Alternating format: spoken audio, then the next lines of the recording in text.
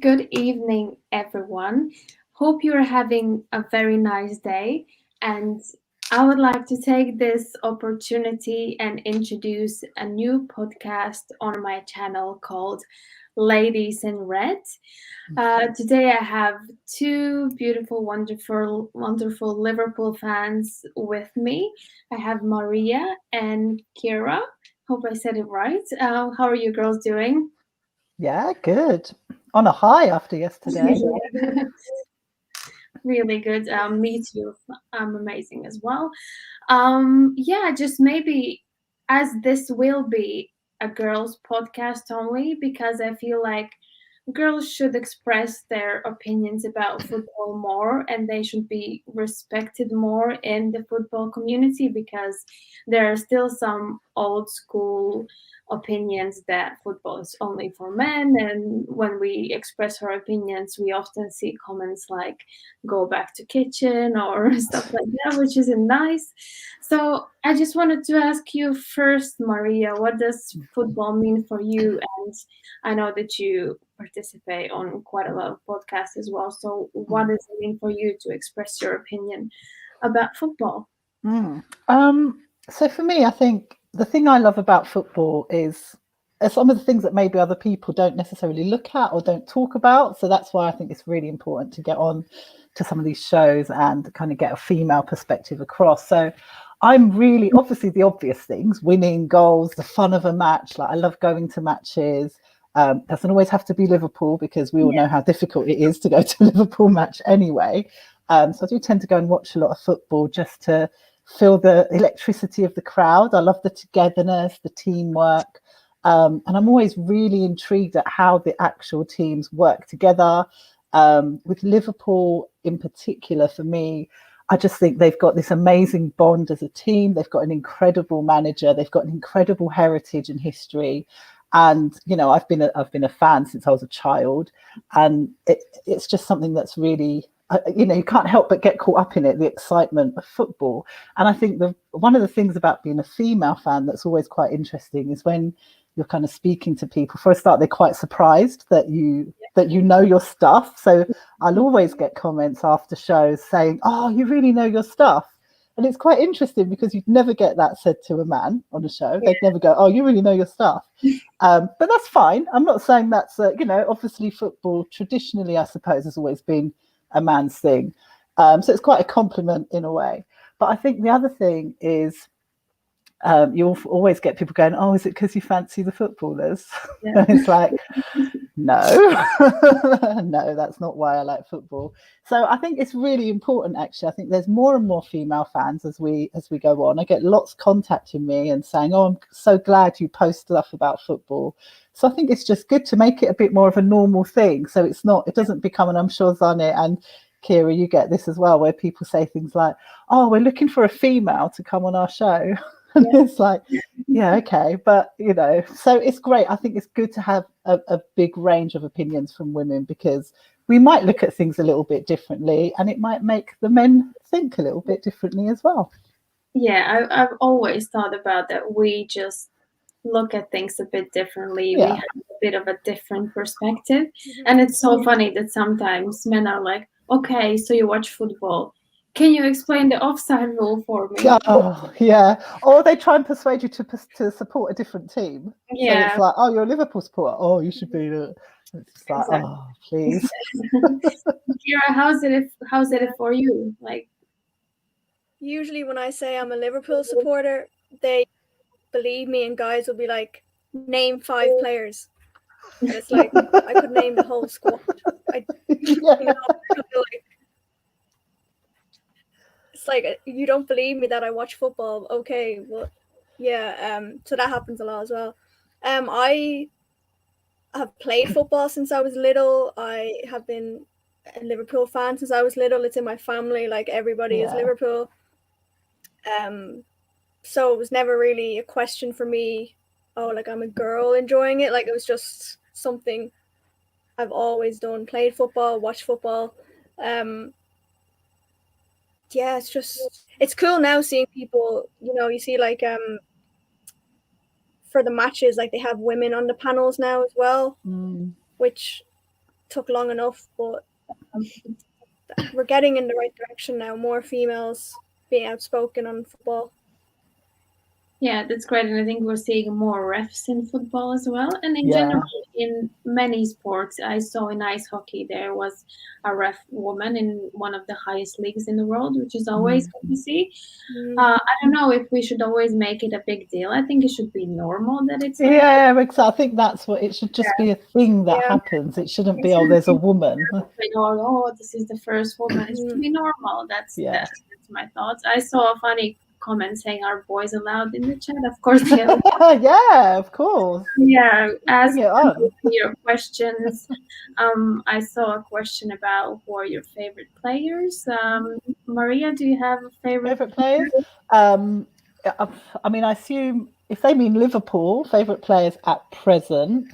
I mean, I'm going to say the obvious ones, but I don't care if everyone says it's obvious. So obviously, Mo Salah and Virgil are my two favorite.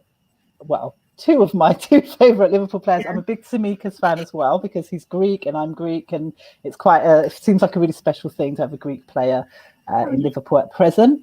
But then I've got other favorite players. My other favorite player is, and please don't boo because it is an Everton player, but he wasn't an Everton player up until recently. I'm a really big Andros Townsend fan, but he used to play for Crystal Palace and Tottenham before that. So. Yeah, they're my favourites at present. There's millions. I can't even, to be honest, I've just plucked off the obvious ones at the moment. And Ciara, your favourite players? My favourite player is Trent, and obviously Salah as well. But it's just incredible to see Trent, what he's done, and he's still so young. I love watching him, just seeing how he's kind of come up. And then obviously Kelleher is Irish, so that's cool as well.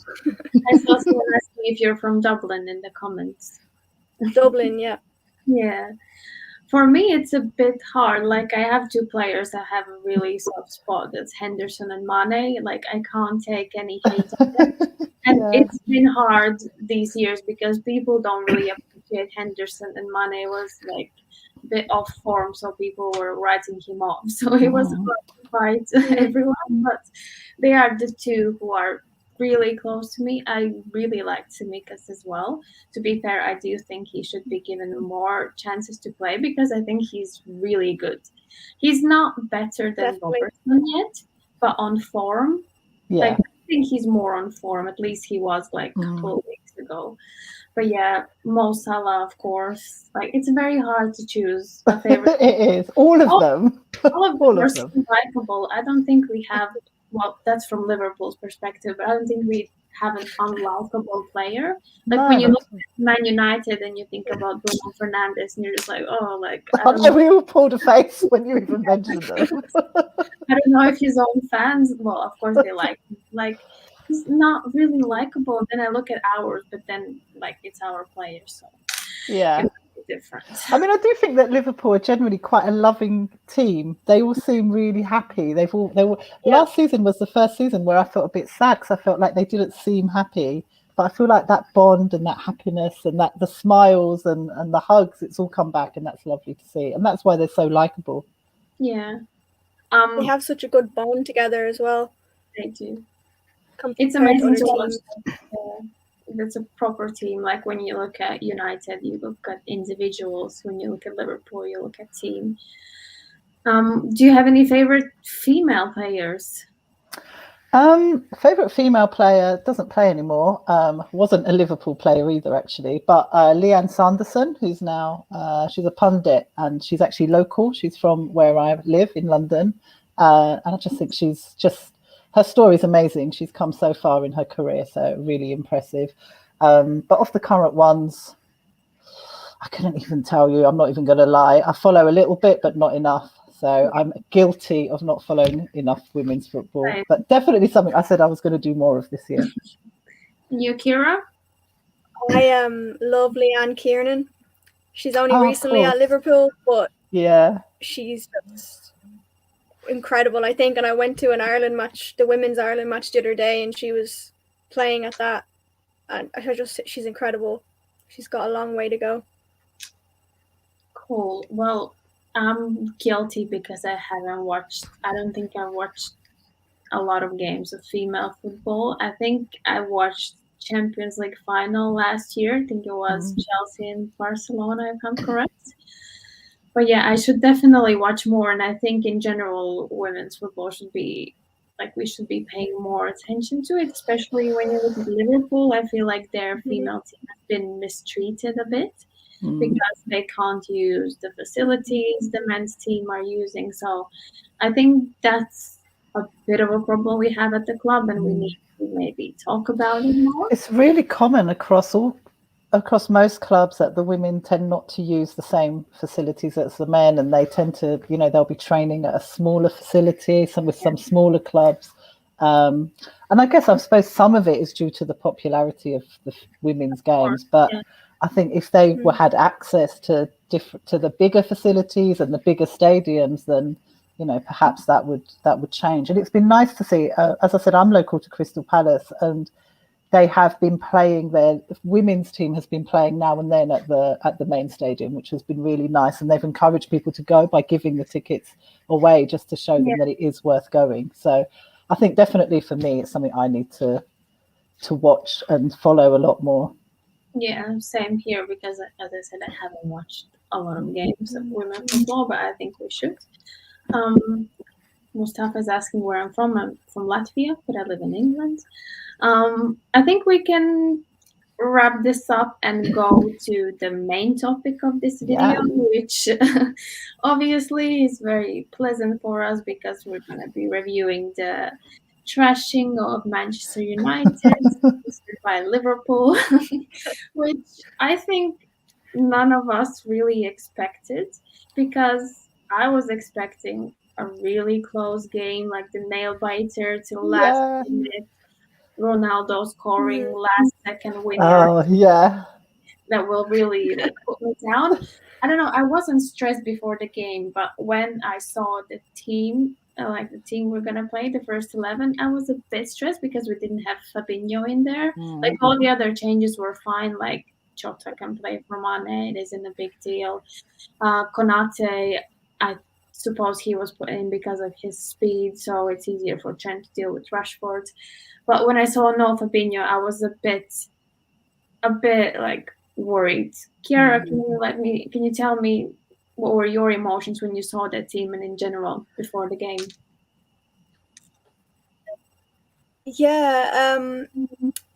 Fabinho was a big loss, I think, and when I saw Milner was kind of replacing him, I didn't like. I love Milner, and he's obviously like a really, really good player, but I didn't know if he could play at the same standard and like do what Fabinho does at that level. And obviously like he didn't last very long in the game, but that was my main concern. And then as well, changing the centre back pairing, obviously the speed was the thing, but still it was like changing the centre back pairing for such an important game made me a little nervous before the game had started, before kickoff. I didn't know how that would play out, but obviously trusting Klopp, he did the right thing.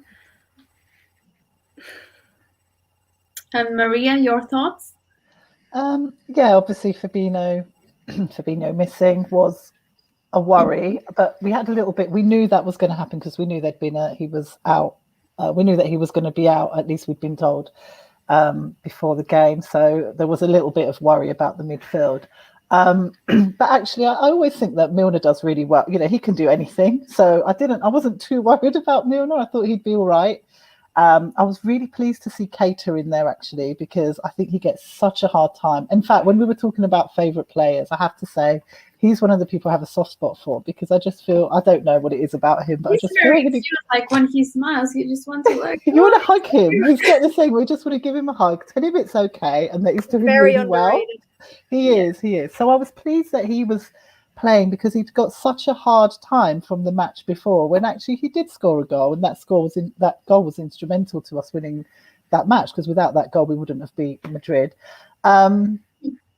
And I think the pairing at the back, so having Matip missing, I was a bit like, what's going on here?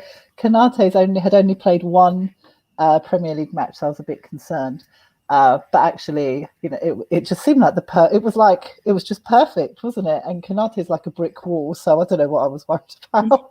He's like a giant, so yeah, a little bit concerned, and I thought it'd be really close. I thought it was going to be like 3-2. I didn't expect what happened at all.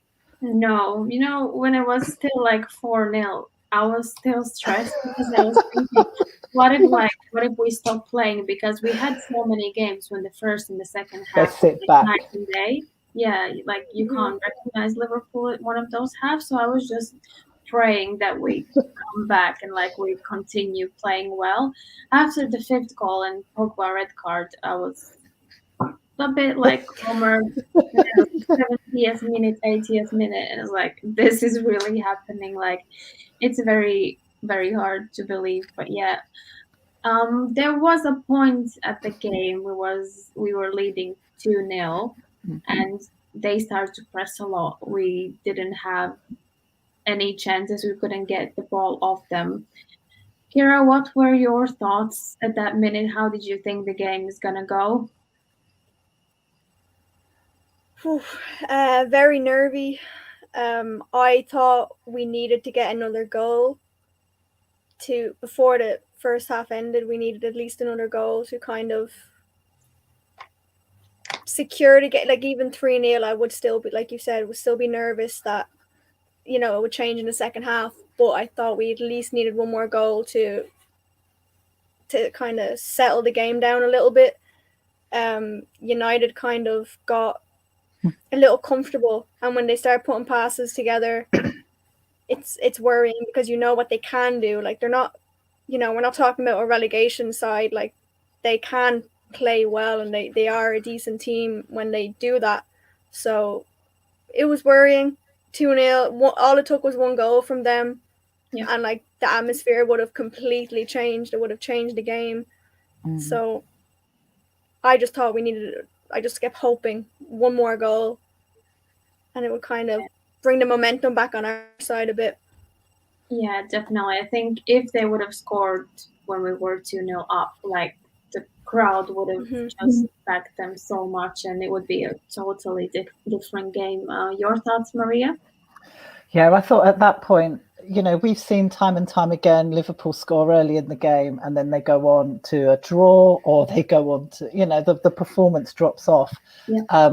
And I really hoped that wouldn't happen, because I just thought as you said, if United had scored, then the atmosphere would have changed. When we were watching it, I don't know about you, all I could hear was Liverpool fans singing. So I was like, this is incredible. But yeah, I was nervous. I was nervous at 4-0 still, as you were saying. I was still like, they could still bring that, they could still get us on this. They could still bang in 5 after half time, and that's it. So, there was still that nervousness, but I was so pleased that the team kind of held on and they just kept going. They didn't sit back. They didn't just start passing and playing with the ball. There was that point where there was, as you were saying, United started to get a bit stronger and it looked like we were a little bit sloppy. But then they kind of snapped out of it and got on with it. And I think once the fourth one went in, they suddenly got this air of confidence that they could really do it. And I like the fact that they didn't come in and look kind of, and I mean, I wouldn't expect it anyway from Liverpool, but, there was no kind of shell shock and over respect because Ronaldo was on the pitch. So I was really pleased that they just got on with it and dealt with him and kind of, dealt with him, threw him away, got on with it. It was great. Yeah, I think Ronaldo, besides that overruled goal, he didn't really have much opportunity to do anything. No. Because we play brilliantly, we get that high line, everything was executed perfectly, I would say. It wasn't the best game, but like we did what we needed to do. We scored the goals, like our conversion rates probably like through the roof in that game. But I had a question here asking, where do you think it went wrong for United? It's an interesting question because I think there are many things which went wrong. Before the game, I was talking with my partner and saying, it depends if players want Oli to stay or they want him to go.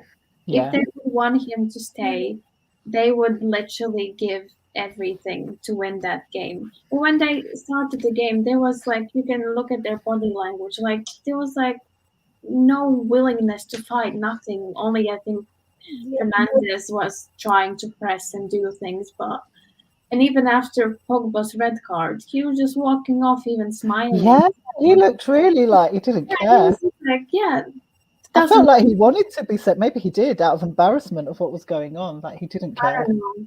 Like it was a horrible tackle, but you shouldn't be smiling in the first place after making No it. way. But you get a red card, like that's so weird. Maria, what are your thoughts? What do you think went wrong? It's so hard because on paper they're a good team. They're obviously there's world class players. There's stars in there. I think part of it is this whole build up of what was going on outside of the game. So as you said, the pressure on the manager at the moment, that will obviously always impact the team. If you can hear constantly your manager's rubbish, and the kind of stuff that's going around, it's going to impact the team because they obviously can see we don't know what goes on in training, but they're aware of that, and that will come through in the training and in the changing room as well. And I think if he's lost them, they're just, as you said, they have no desire to play to win, then or for the manager or for the fans, because they're as fed up as the fans are, and their way is almost like, you could almost see it like a protest. We're not going to play. We've got no proper guidance, no leadership, and that's what happens. Even if the players want to win, if there's no leadership, no strategy, nothing going on, all you could see was Ollie at the side looking dejected. If you're looking over to your manager and that's what he's doing, what are you going to do? But I think the other problem is that they're just Exactly. a team of individuals, so they're great players in their own right, but as a team they just don't seem to be gelling, and they're just not playing together. There's no communication there. You could just see them all over the place. Not just They just seemed absent yesterday, and it was quite sad to watch. As great as it was for us, it was also sad. It was sad to watch that happening. Yeah. So, they were just kind of lackluster. It was like they didn't care, and there's so many things going on that can kind And of. Maguire after the game, he was saying like in the interview, he was saying, "I'm only here because I have to be here." Like Yeah, surely, if you're a captain, you want to go and say, "I'm sorry" to the supporters, because there are many supporters who stayed there till the last minute. they did. Like, They did, and they tried, didn't they, at the yeah, end to get something surely you going. have to say thanks. You can't just say, "I'm here because I have to be." That's Mm. that's wrong. Kira, a bit of a different question for you. Do you think that Ronaldo might be a part of the problem and that he doesn't fit this United team? Yeah.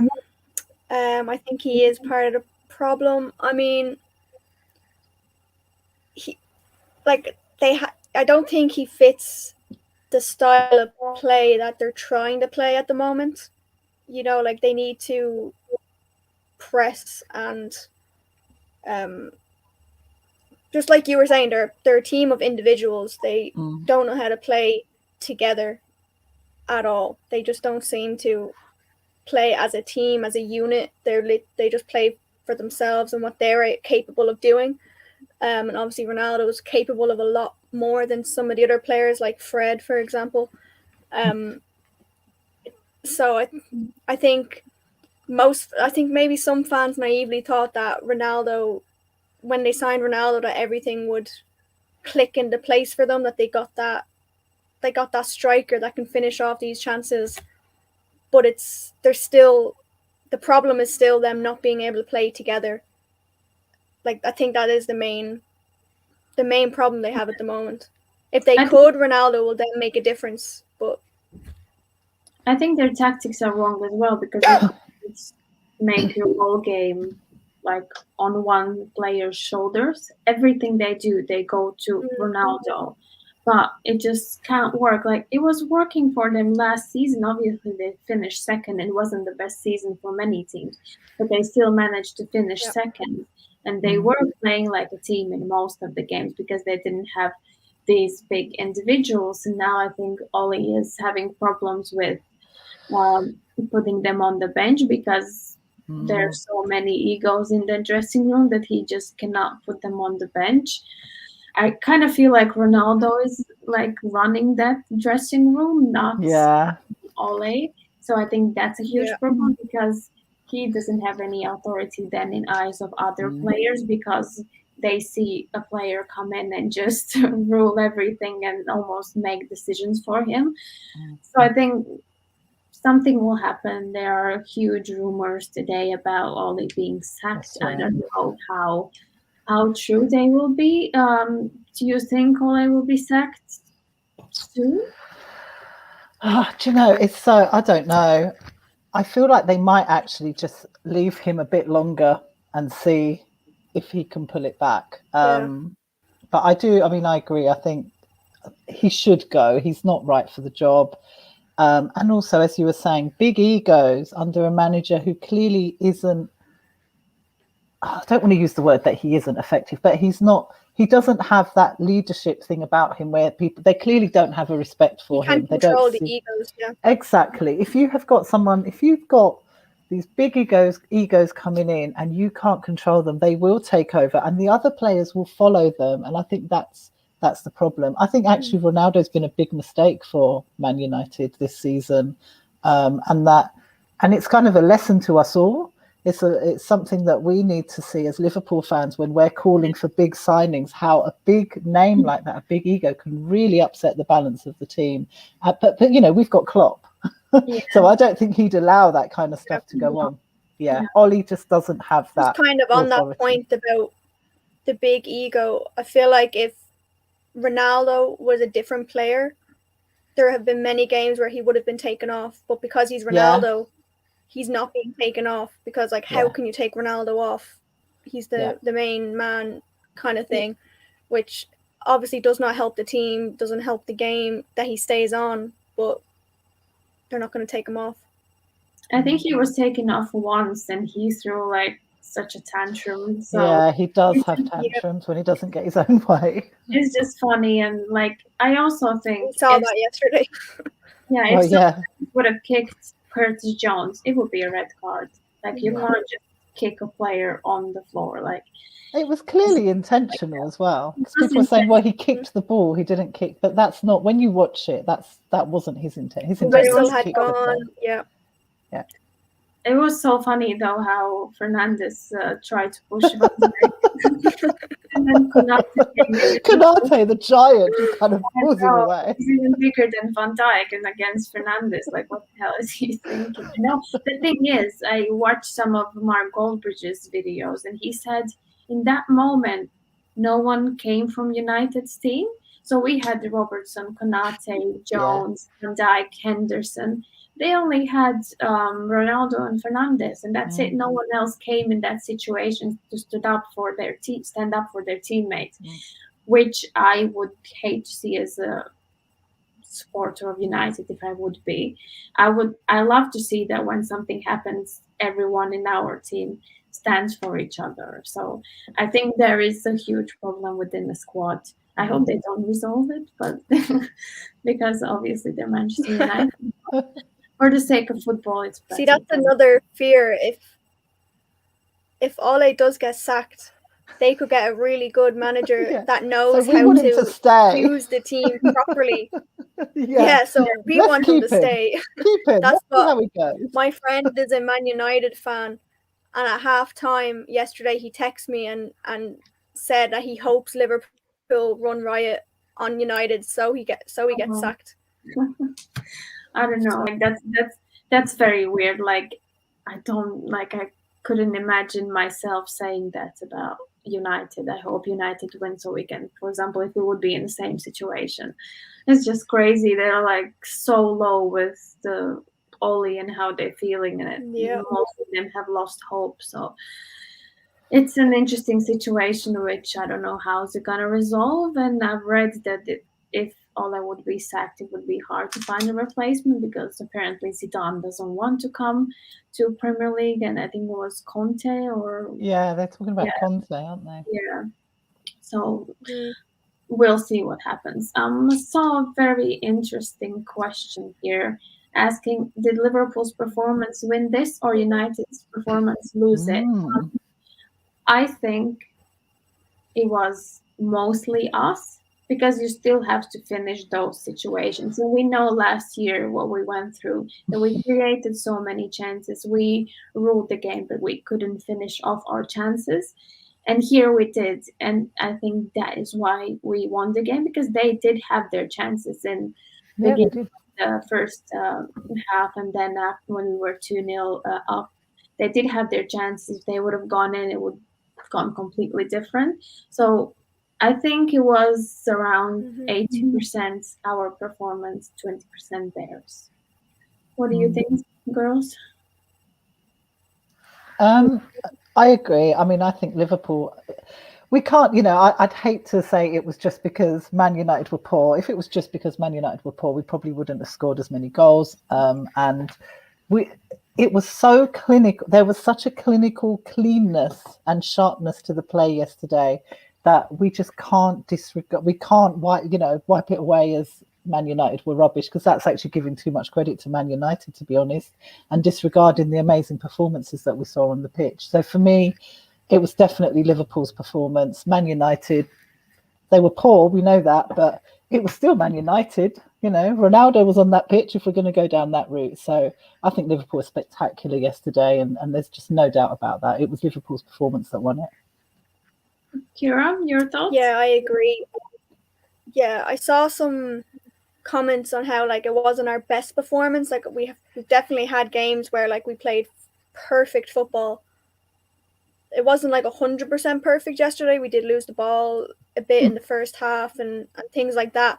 But definitely it was our performance. I mean, if a lesser side played Man United at how Man United played yesterday, they would not have won 5-0.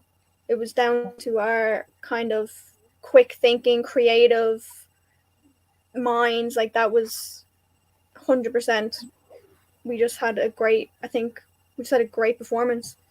Yeah, and I think you can take Atalanta game as an example, because Manchester United play very similarly, but Atalanta couldn't finish their chances off, and Scholzi said it's going to be different after the Atalanta game. It's going to be different against Liverpool, and he was right. So I think it's us who played a really good game rather than United playing a really bad game. What about this question? What do you think of Mo Salah's hat trick? Ciara? Amazing. Amazing. Not surprised, really. I mean, if anyone was going to do it, it was Mo Salah. From like the first minute, you could see he was like really, really hungry to just play the best game he could play. Like the assist for Naby was just put on a plate from it. It was perfect. He was just always pressing, always like setting up the team. He just had an amazing like all-around performance, and obviously the hat trick then was just amazing. And Henderson's assist for that goal was just perfect. It was. Maria, your thoughts about? Yeah, I mean, I don't know if I was expecting. I mean, obviously with Mo, you expect great things. I don't know if I was expecting it in that match, because I expected it to be a much tougher match. But then once he was on a roll, once the second one went in, and we still had the whole of the second half to go, I just thought this is going to happen. And Mo stated his intentions at the end of last season and at the beginning of this season, and that was that he wants to continue with Liverpool because he wants to break records. And it's almost like he's got some kind of little notebook and he's sitting there and he's like, right, what record can I break today? And he decided yesterday that he was going to do something that's just not been done. Is it like, I can't remember, is it like the first person to score a hat trick? Yeah. And that's incredible. So he's doing exactly what he set out. And, for all the things that have been said in the past about Mo being selfish, he wants to score and so on. You know what? Keep being selfish, Mo, because if that's what being selfish does for our team, then we can't. It's incredible. So I just think his hat trick was fantastic. And it was just the icing on the cake, a hat-trick at Man United at Old Trafford with Ronaldo there as well. Brilliant. Absolutely brilliant. But I think the So deserved. narrative of him being selfish, I don't think it's true anymore, because when you look at chances he's creating, assists, Yeah. I think He is. he's changed his game. So he is like a playmaker as well, not only goal scorer. And Yeah. I think we're very lucky to have him. And I would like to touch this topic as well. Will Mo sign a new contract? Like, personally, I think if he's asking for 400K or whatever, I think we should give it to him. He's worth it. I think he is worth breaking the wage structure. I think finding a replacement who can immediately do the same thing will be hard. Might be even more expensive because you have to buy him, then you have to pay the wages. So, Maria, what are your thoughts? Yeah, I think he will sign. I think he wants to. In fact, you know what? I think that potentially something's already been done, because I mean, if you remember last year with Genie, it was all over the place. It was very uncertain. There was loads of negative stuff coming out. With Mo, something's different about this contract negotiations. There's more talk about it. Klopp is openly talking about wanting Mo to stay and how important he is to the squad. Mo is openly talking about the contract. So that's very different to the way Liverpool tend to do things anyway. We tend to just hear about these things. They just come up and out the blue. So I'm beginning to wonder whether Mo has already negotiated his contract and has got what it is, and they're waiting for a big moment to reveal it. But I think he will sign. I think he wants to sign. And he's everywhere at the moment. He's literally you look everywhere and he's there. So it's like only Mo Salah has more. Yeah, exactly. And it's just like he's just all over the place, and he's become this. He was already a superstar. He's now like a mega star. Everyone knows who he is, and he's everywhere. So I think Liverpool would be insane to let him go. And Liverpool have been known in the past, historically, they like to break these records and kind of surprise us with big signings and, you know, breaking their wage structure. So I think it's going to happen, and I think he wants it to happen as well, because otherwise his records with, you know, those records he'd need to start again in another team. It wouldn't be the same. So he's going to stay, and he's going to keep going and keep beating those records, keep ticking them off in his little book. Hope so. What are your thoughts? Yeah, I mean, he came out and said he wants to stay at Liverpool till the end of his career, so he obviously really wants to stay. I mean, I felt that was obvious before. He's so happy here, and he's just playing like the best football he's ever played. But the fact he came out this early in the season and said he wants to stay for the rest of his career, like you, Maria, I think something has been done that we don't know about. I don't know whether it's been completely like signed and sealed, but they've reached some agreement or something like that, because he's so happy and he's just he seems they know too happy, doesn't he? Yeah. We saw Genie's demeanor last year, how different it was when things weren't going well, and Mo strikes me as someone who would also be it would affect him if things weren't going well. He's too happy and doing too well to be toing and froing over a contract at the moment. Yeah, definitely. But I think go on. Sorry, I was just going to say, if we let him go, it'll be the biggest loss that Liverpool has let happen. If we let him go, I think definitely, like, he loves the team. I think people only now start to realize how much he loves the team, because I think before people were thinking him of this selfish individual who's playing for a team and more thinking about himself. But I don't think it ever was true. It was just his style of play that he was scoring more goals rather than assisting. Now suddenly, when he has changed his style a bit, everyone kind of finally realized that he loves the club. But I think he's always loved the club. Now, like a couple of interviews from years ago with players he used to play with, they said that he was saying, I want to play for Liverpool. I will play for Liverpool one day. So I think he adores the club. I think he really wants to sign, like he said he wants to sign. So I really hope that he does. I've seen also many comparisons with Suarez. What do you think? Who is better right now? Not right now, but in these seasons. It's really hard. I mean, they're both iconic players, aren't they? And do you know what? I think Salah's possibly got the edge at the moment, because also of his consistency across the years. So I'd say Salah. I'm going to go with Salah. Maybe he's listening as well, and this will make him sign. Yeah. You never know. You never know. Salah as well. Yeah. Sometimes they listen, like sometimes they see tweets and you see them talking about tweets, they like popular tweets on Twitter. Yeah. So maybe you never know. You know? Never know. Salah, hi, by the way, big fan. No, Van Dijk's brother is following me, so we can say hi to Van Dijk's brother. Oh, there you go. But yeah, I would give it to Salah as well, and I think how he's been treating the club, and just more, even if he would have left, he wouldn't have left in that manner. Like he wouldn't have treated the club like Suarez did. Yeah. So I think that just, again, different perspective, but I think that helps me to choose Salah over Suarez. I still think Suarez is a brilliant player, but absolutely. Yeah, definitely. I would. Salah's got, there's more, you know, it's more than just the football with Salah, I think, and that's what gives him that his edge. mentality. Exactly. There's just something there that's a little bit different. Oh, hi, Matt.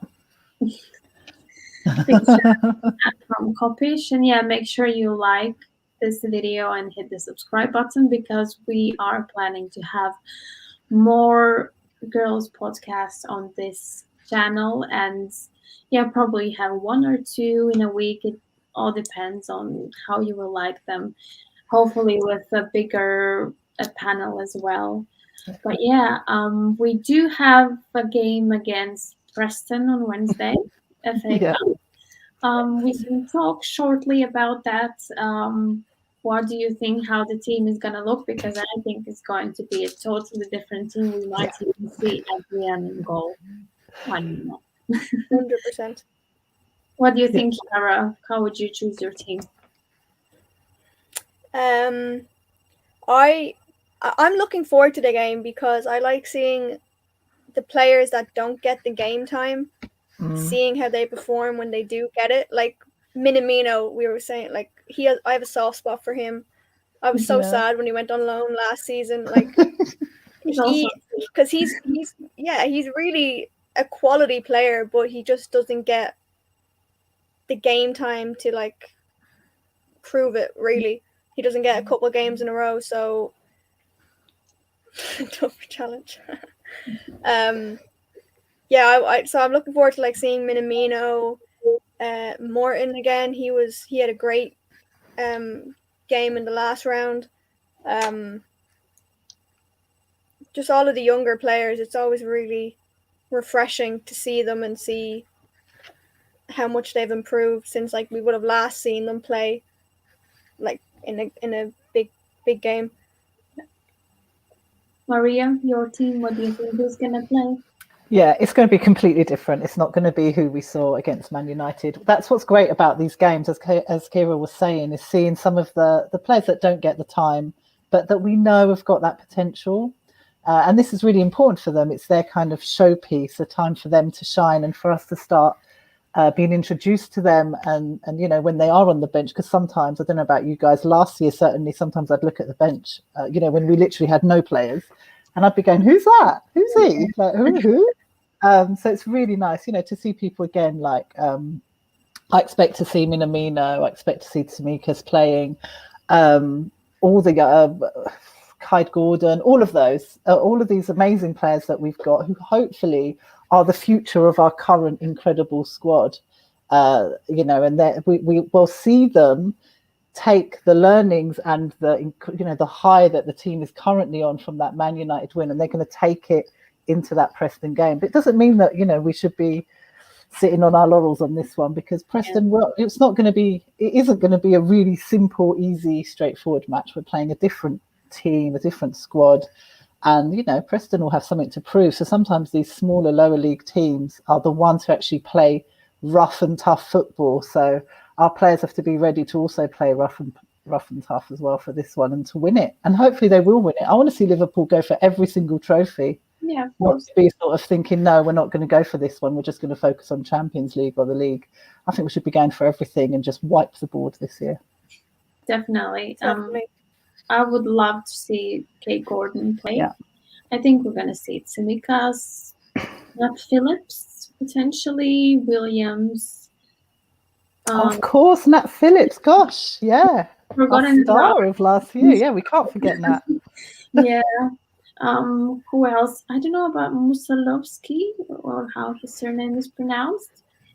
He's in our youth team as well, from Poland. He's really, really good. Looks really, really good. So it would be interesting to see what he can do. And I saw this comment. No one is bashing Adrian. We just said we might see Adrian in goal because he hasn't played this season. And me personally, Gallagher is injured at the moment as well. Oh, is he? Oh, well, there you go. It'll be Adrian. Oh, really? Yeah, then definitely we're gonna see him in goal. Wish him all the best of luck. Like, no one's bashing. You never know, might stick carriers in. He's still here. Yeah, could do. But I think Preston will score, because always in games like these, remember last season against Aston Villa, they played their youth team, and it was quite a shaky game. So it was a different story last year. But I don't think anyone from the first team which played against United will play. So we'll see about that. And then we have a game against Brighton. I'm going actually to that game. I'm going as well. You? Yeah. Oh, we might have to try and find each other. Yeah. Yeah. Amazing. Super excited. Yeah. Yeah. I think we can wrap it up here. It was very lovely to talk to you all. I hope we can do it every week to have a different perspective, to show that women can have a solid opinion on football. Definitely. And yeah, thank you so much for joining. Maybe just before we go, just let everyone know how they can find you on social media. Start with Maria. So I've got a really silly name on social media. So I'm called @WillSkateBackwards on Instagram. I am on Twitter, but I don't ever post anything. So I'm silently there spying on watching people. And I'm cool. But on there, I'm Maz Chats Ball. I'm going to try and start putting stuff up, actually. So you can find me on there, and also on the Red or Dead podcast. But yeah, Will Skate Backwards is my main page. So if you look there, all the links to everything else are there. And Ciara, how we can find you? You can find me on Instagram @KieraHughes1, and on Twitter, I need to be on that a bit more, but Irish Lorina on Twitter. But amazing. Then you find one, you'll find the rest. Yeah. Once you find one, you can. I'll put all of your links in description. Before I go, I want to give a shout out to Kid Division, who provided me with this lovely antique Liverpool shirt. You can find them at division_kit. So go check them out if you like to order some cool Liverpool kits. But thank you, girls, so much again. Hope you enjoyed this. Thank you, everyone, for watching. Don't forget to subscribe. And yeah, just let's stay on this high for a bit more. Because I don't think we're going to win 5-0 Manchester United at Old Trafford. It might not happen again. So it might not. Yeah. We saw history being made. Yeah, I know. So Definitely. Yeah, let's enjoy it. And yeah, we'll speak to you some other time. Bye, guys. Bye.